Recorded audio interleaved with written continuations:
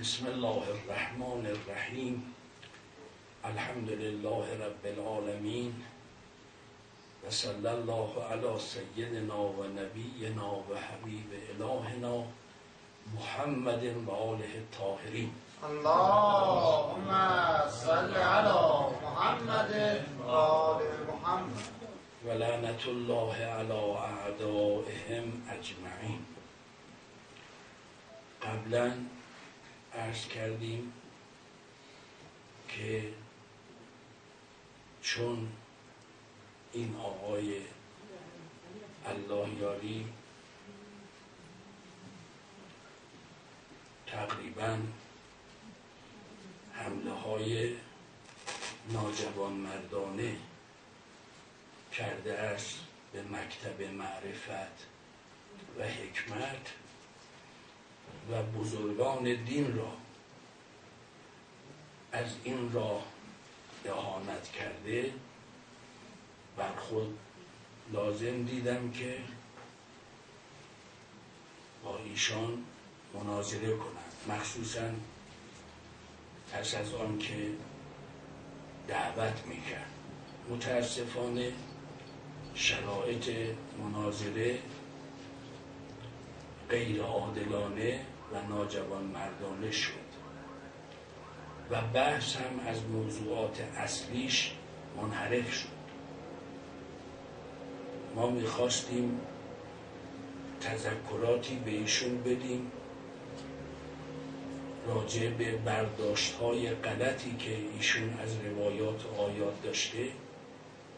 متاسفانه ایشون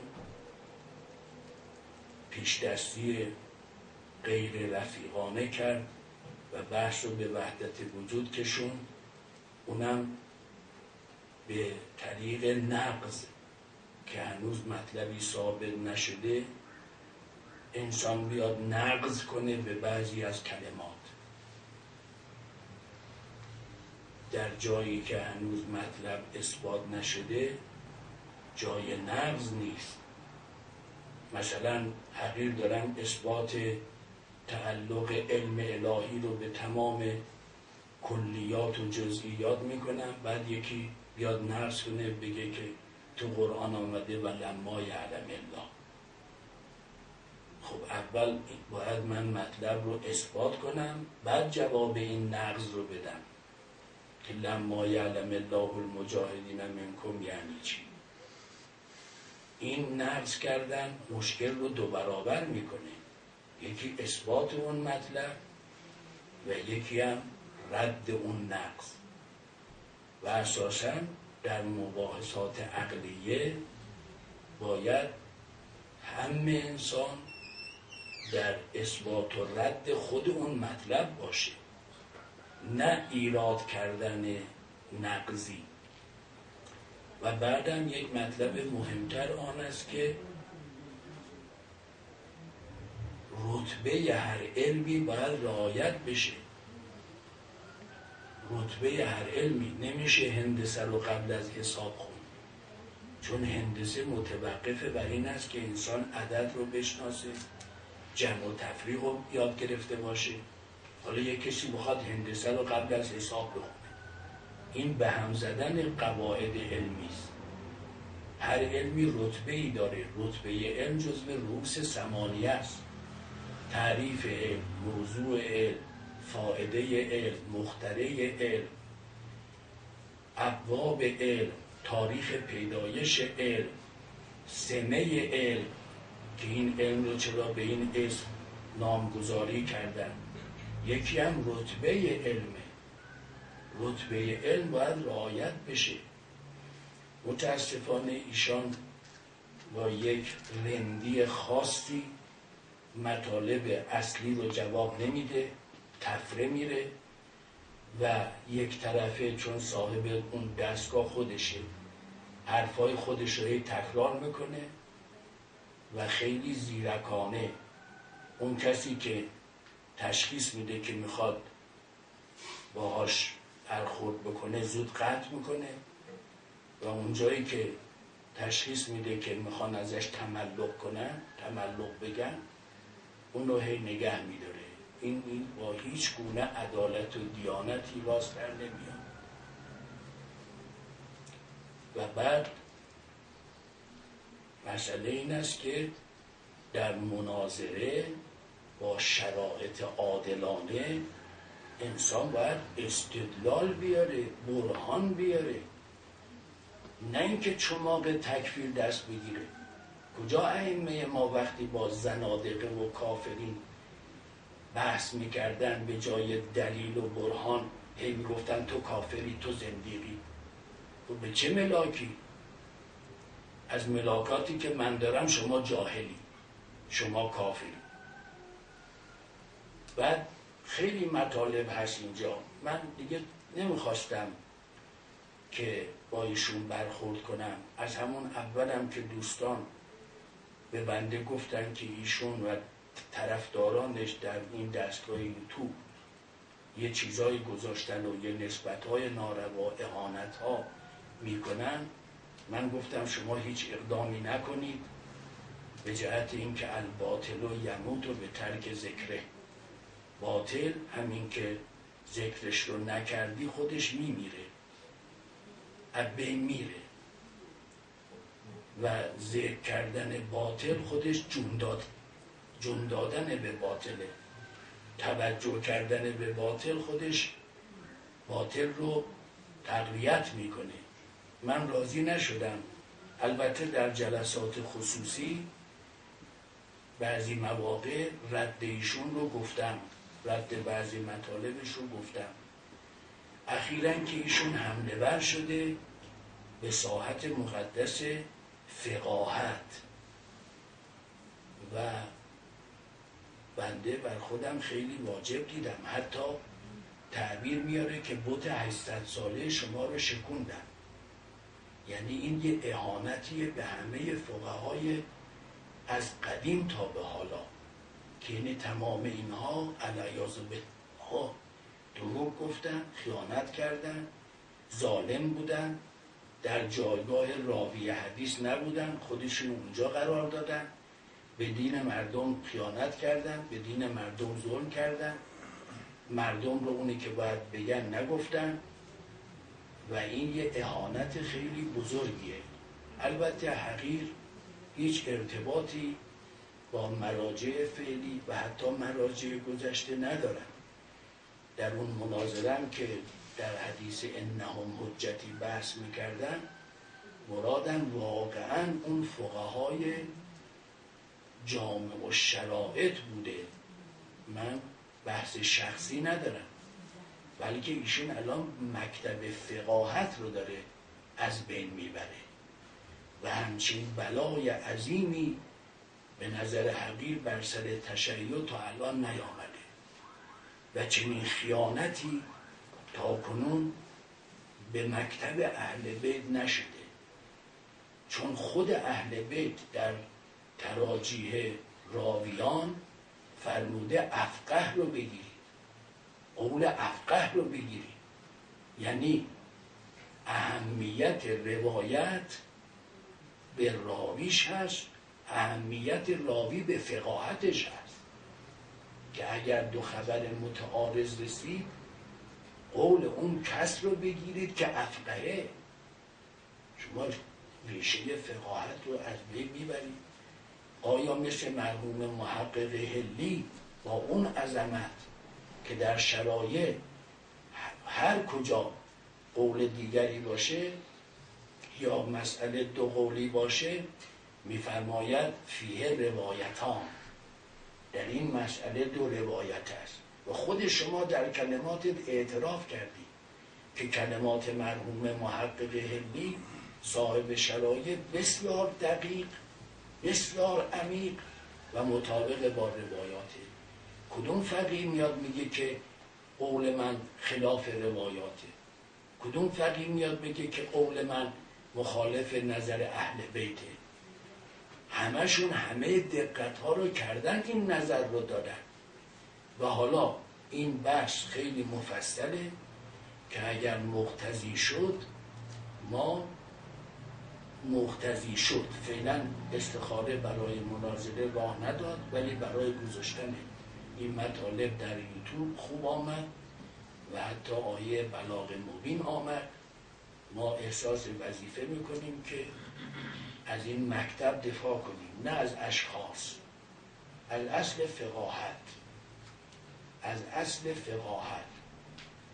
و من کان من الفقها، این شرایط سخت اگر برای راوی حدیث بود همه جا برای راویان حدیث می آمد. چرا فرموده من الفقها؟ اون باید صائن نفس باشه، اون باید حافظ دینش باشه، اون باید مخالف هوا باشه و مطیع امر مولا به معنی دقیق. اون امر مولایی که از باطن میاد، اون امر مولایی که خضر به موسی گفت ما فعلتو عن امری، که اون کارها رو انجام داد، به اون معنای دقیقش بر عوام است که تقلید کنند. چگونه فقاهت اصل نداره؟ چگونه فقاهت حجیت نداره؟ آیا شما در زمان غیبت مدعی هستی که باب علم بازه؟ به علم میخوای برسی؟ شما قطع داری؟ روایات، از روایات قطع پیدا میکنی به حکم الله. خلاصه یک بلای عظیمی است که الان آمده به یک آدم درس نخونده رندانه یک مرتبه نمیگه استاد من کی بوده، پا میکنه تو کفش بزرگان. اون 6 سفر هم که از زیرش در رفت و من میدونم که 6 تا خطش هم نمیتونه بگه و من پیشنهاد دادم، من درسای خودم رو میفرستم 1 ساعت در هفته بگذار، بقیه هفته بیا ردش کن. حتی گفتم به خرج خودم 1 ساعت درس من رو بگذار، شما 1 هفته بیا ردش کن تا مردم حقایق رو بفهمن. بعد همه میگه اقوال فقها، علما، مجتهدین حجیت نداره مگر مطابق با اقوال ائمه باشه. عرض من اینه رفقا، دوستان از ایشون مطالبه کنن که ملاک موافقت چیه؟ ملاک موافقت با اقوال اهل بیت نظر توه که هر کی کم و زیاد آورد خلاف اهل بیته؟ به چه دلیل ملاک موافقت با کلمات اهل بیت تو هستی؟ مرحوم محقق نیست؟ مرحوم آیت الله بروجردی نیست؟ مرحوم شهید اول نیست؟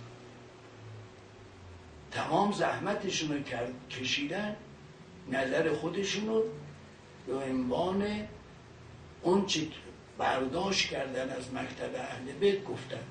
حالا اینا همه احتیاج به بحث‌های مفصل داره، بحث‌های طولانی. من خواستم این کلمات رو بگم که ما از اون پارسال ماه رجب گذشته که این مناظره ناجوان مردانه صورت گرفت، حتی دفعه دوم اصلا من وقت خودم هم دادم به اون، چون دیدم همش داره مغلطه میکنه و نقص کرده و امون نمیده به من مطلب و حلی بگم و اصلا بنای بر این نبود که من اونجا راجع به این موضوع مفصل صحبت کنم. من میخواستم بگم اون حدیثی که تو راجع به سلمان و ابوذر صحبت کردی که اگر معارف سلمان در قلب ابوذر بود، اون معارف ابوذر رو میکشت. این غلطه.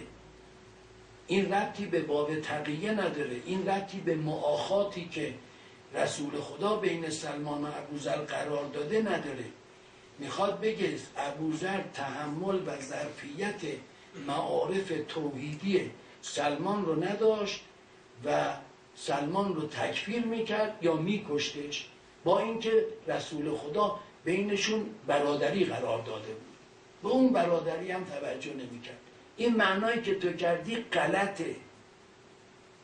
کی حالا به این بفهمونه؟ این معنایی که تو آیه رو خودت که معنا نکردی، رفتی به ترجمه دیگری. مثل الذین کفروا اعمالهم کسراب بقیعة یحسبه الظمآن ماء، ضمیر مذکر به سراب برمیگرده. حتی اذا جاءه، یعنی آمد نزد اون سراب، لم یجده شیئا، یعنی اون سراب رو چیزی نیابید. و وجد الله عنده، اون ترجمه ای که این ضمیر مذکر عنده رو به اعمال زده، اعمال باید عنده ها بگه اولا. ثانیا خدا تو اعمال کفار چیکار میکنه؟ خدا در این آیه میخواد بفرماید جمیع ما سوی الله که شما خیال میکنید اینا موجود مستقل به حق هستن، نه، باطلن، سرابن. حقیقت مال خداست. به وجه کل باقی بعد فنا کلش. خدا رو اونجا مییابه، سراب حقیقت نداره، حقیقت مال خداست. تو که عرضه نداشتی که خودت آیه رو چیز کنی، ترجمه کنی، تفسیر کنی، رفتی پناه بردی به یه ترجمه خیلی ساده، اونم اشتباه. خب تو اینه برداشتید، تو هنر معنا کردن یه آیه رو نداری، تو احادیث رو عوضی معنا میکنی، اینقدر از روایت میزنی. تو از الفاظی که به کار میبری معلوم میشه که چقدر بی سوادی. ولی کسی که شرح لمعه رو خونده باشه حد قصر رو نمیگه غزل، یردو علل استدلال رو نمیخونه یردو، خونده تو نوارش هست. ایراد بر استدلال رو یردو رو میگه یردو. و همینطور غلطهای دیگه، اغلاط لفظی. توی شعر فارسی رو بلد نیستی بخونی، غزلیات بسیار زیبا و عالی مضامین که مرحوم عراقی راجع به وحدت صنع خدا، وحدت فعل خدا گفته، تو خراب میکنی، دلیل کفر میگیری. مگه قرآن نفرموده و ما امرنا الا واحدا؟ کی کرده؟ انظروا الی آثار رحمت الله کیف یحیی الارض بعد موتها. اینا آثار خدا نیست؟ این بهار و این گل و این شکوفا رو خدا نیاورده؟ خدا زارع نیست؟ انتم تزرعونه ام نحن زارعون. این بدبخت بیچاره با این معرفت اون غزل‌های زیبای توحیدی را، توحید فعلی حضرت حق تعالی بیان کرده، تو نادان جاهل دلیل بر کفر میگیری. بعدم هی اشتلم میکنی که بیان علما تو رو داخل آدم نمیدونن که بیان با تو مباحثه کنن. حتی دفتر اون عالم اهل سنت گفت که ما جواب چنین حتاکی رو نمیگیم. این عدالت، این انسانیت، این شرفه که تو امون ندی طرف حرفشو بزنه، قطع کنی، بس کنی، هر جا دلت میخواد خودت حرفتو بزنی، امون ندی. این چه مردانگیه؟ میگه یه مرد پیدا بشه. به هر جهت این مقدمه بود برای اینکه بعد از این مدت بعدم تنها میره به قاضی، راضی برمیگرده. بله من حکما رو کوبیدم، صوفیه رو کوبیدم، چیدم کوبیدم، حالا نوبت فقها شده. تو همین الان صحبتت هست که میگه از مرجع اعلم افقه باید تقلید کرد، حالا اومدی تقلید رو ابطال میکنی، مرجعیت رو خراب میکنی. توی پارسال میگفتی بعضی فقها رو تأیید میکردی، حالا میگه اصلش باطله، اینا خیانت کردن، اینا نفهمیدن، اینا اشتباه کردن، اینا چی؟ به هر جهت ما به خاطر روشن شدن مردم و اگر خودش به گوش بیاد مستبصر بشه، بسیار من برای ایشون متاسفم. به بعضی تلفن زننده ها میگه جهل شما منو اذیت میکنه. واقعا جهل تو ما رو اذیت میکنه. چشم باز و گوش باز و این اما حیرتم از چشم بندی خدا. حقیر در شرایط عادلانه در تمام مسائل حاضرم با ایشون مناظره و مباحثه بکنم و قضاوتم به عهده مردم تا به خودش بفهمونم که چقدر نادانه، چقدر عوضیه. خداوند انشاءالله اسباب هدایت همه رو فراهم. اللهم